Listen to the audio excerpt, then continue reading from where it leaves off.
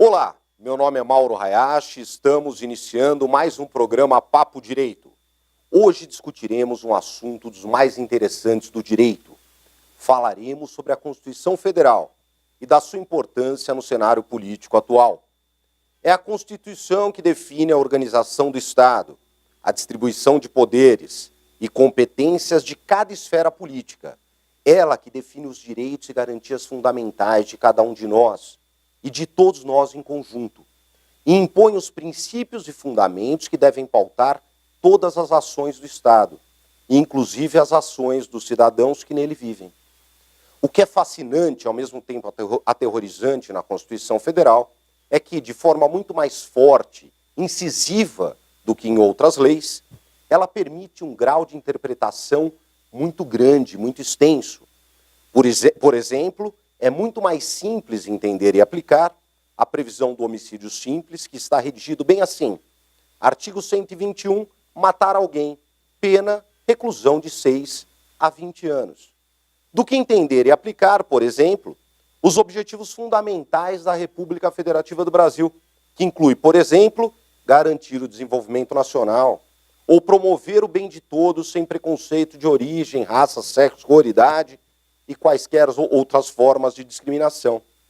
Grande parte da Constituição é formada por artigos semelhantes, que permitem interpretações e aplicações das mais variadas e até bastante diferenciadas. Essa característica, que traz à cena do cotidiano as discussões acaloradas que assistimos no noticiário entre ministros do Supremo Tribunal Federal, que é o responsável, em última instância, a unificar e interpretar a Constituição. Para abrilhantar nossa discussão sobre a Constituição Federal e como ela é presente no nosso dia a dia, especialmente em época de Lava Jato, teremos a presença do ilustre professor de Direito Constitucional, Marcos Vasconcelos.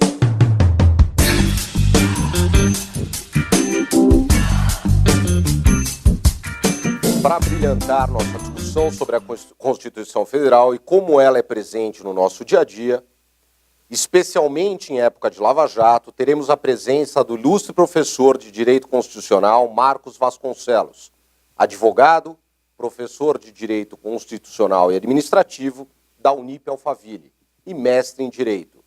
Professor Marcos, seja bem-vindo, obrigado pela presença. Obrigado, Monique, eu agradeço pelo convite. Ótimo, ótimo. Bom, eu gostaria de iniciar colocando uma opinião pessoal. Há muito tempo eu acredito que a nossa Constituição, a Constituição de 88, ela fornece mais garantias do que seria necessário. Talvez por termos vindo de uma Constituição muito autoritária, de um governo autoritário, ela radicalizou, fornecendo um excesso de garantias, o que atrasa a prestação jurisdicional, dá uma sensação de impunidade para a população em geral. Qual a sua opinião, professor? Bom, realmente, a Constituição de 88, ela veio num cenário de reabertura democrática do país, em substituição a uma Constituição ditatorial, que foi a Constituição de 67, alterada pela Emenda 1 de 69, que no meio tempo ainda teve um ato institucional número 5, né, o AI-5, o famoso AI-5 em 68, onde realmente houve uma séria violação a direitos e garantias. Então, é claro, quando você sai de um regime, né, autoritário e ditatorial, é normal que você queira garantir à população e à sociedade o maior número, não é, de direitos possíveis. Isso é até normal. Você fala, poxa, eu venho de uma situação, né, onde eu era tão recriminado, onde eu não tinha como exercer direitos básicos, como a liberdade de manifestar o pensamento. Então, claro que é normal que se pense em garantir o maior número de direitos possíveis. Eu acho que isso até não é de todo ruim. Acho que o grande problema que nós temos é muito na interpretação desses direitos. Não é? Eu acho que nós temos também um problema no Brasil de seriedade nas instituições. Hoje, infelizmente, o nosso órgão de cúpula do Judiciário, que é o Supremo, passa por uma situação de extremo descrédito em relação à população. A população claramente... Não é? Então, eu acho que isso eu acho que não é só questão de excesso de direitos. Eu acho que também é muito desse descrédito com as instituições que acabam interpretando a Constituição, né, ao bel prazer dos interesses políticos, o que é errado. O STF, especificamente, é um órgão extremamente político. É um órgão político até pela forma de indicação dos ministros, né? Até para quem não é da área jurídica, é importante nós comentarmos que os ministros do Supremo, pela Constituição, eles são indicados pelo presidente da República, desde que sejam brasileiros natos, brasileiros de nascimento, com mais de 35 e menos de 65 anos, notável saber jurídico e reputação ilibada. É isso. Exatamente. Veja que a Constituição nem exige, se for levar ao pé da letra, né, uma formação jurídica. Ele fala notável saber jurídico. Então isso é complicado, porque o que é notável? É muito subjetivo. É um elemento subjetivo, enfim. Então o presidente acaba indicando. Claro, você vai indicar alguém que você não gosta? Não, você acaba indicando alguém com quem você tem um mínimo de afinidade. Não é? E aí o nome tem que ser aprovado pelo Senado Federal, mas até hoje o Senado nunca rejeitou um nome. Então, o que me incomoda, professor, sinceramente, não é nem a afinidade. São os interesses por trás da indicação. Né? Por isso que eu falo que a questão da afinidade é isso, quer dizer, você coloca um ministro lá. Será que esse ministro ele vai ter tanta independência para decidir contra quem o colocou ali? Não terá. Então, essa é uma questão que a gente coloca. Quer dizer, o juiz, na primeira instância, ele entra por concurso público. Quando chega num órgão de cúpula, quer dizer, num órgão maior do judiciário, a indicação é uma indicação política, quer dizer, é complicado. Por que não colocar, então, juízes já de carreira, né, juízes acostumados? Eu acho, é claro, a Constituição tem essa regra, nós temos que seguir, mas sim, eu acho que foi um erro. Né? Por que não privilegiar juízes já de carreira, que fizeram história na magistratura, que já trazem mais arraigada essa questão da independência, né?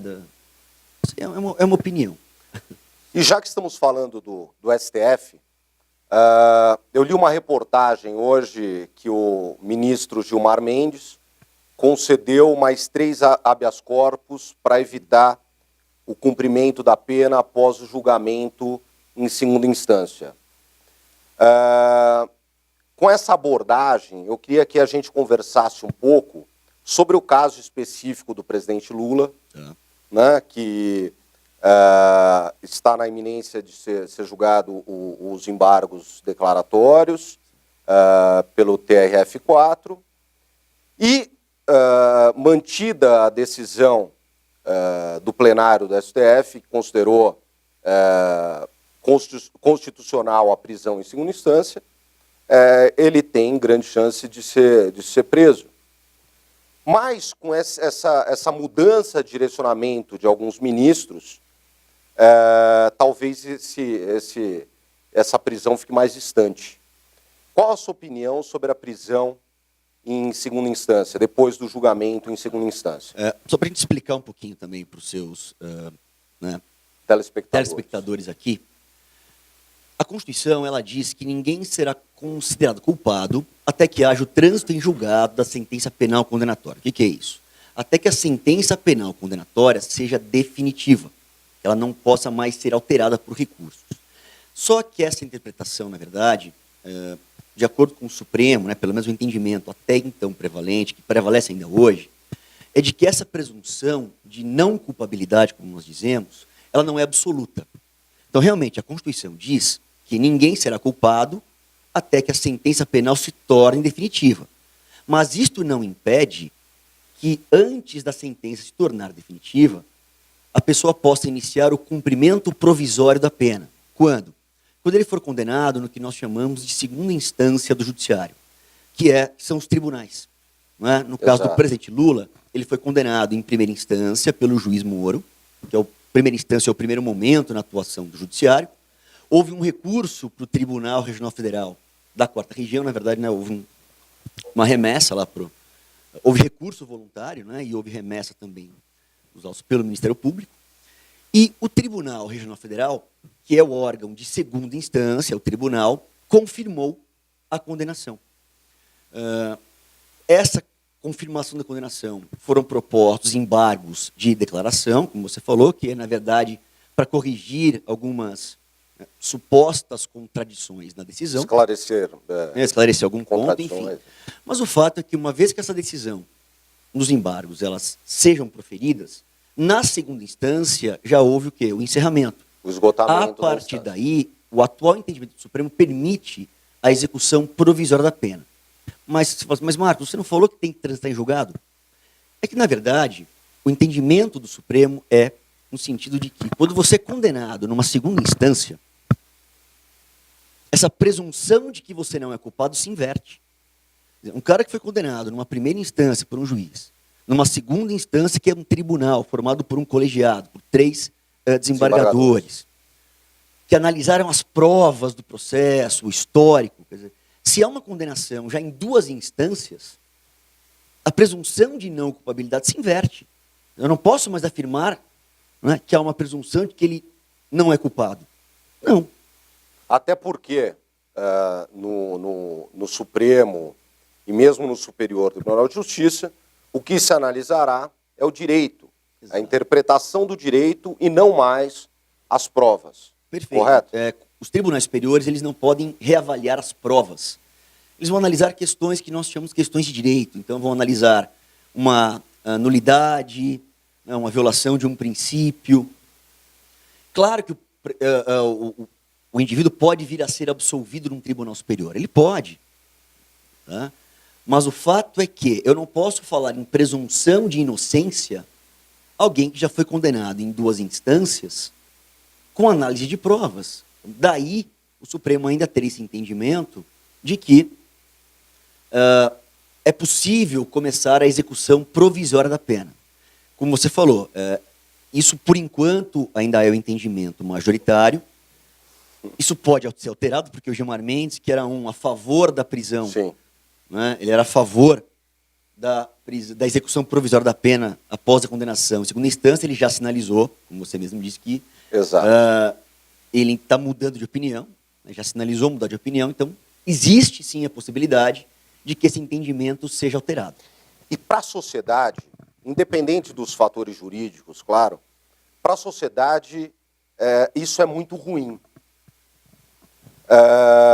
Eu considero que o sentimento de impunidade que reina hoje, e que talvez seja até uma apologia ao ato criminoso, ela decorre exatamente da morosidade, do tempo entre o ato e a punição.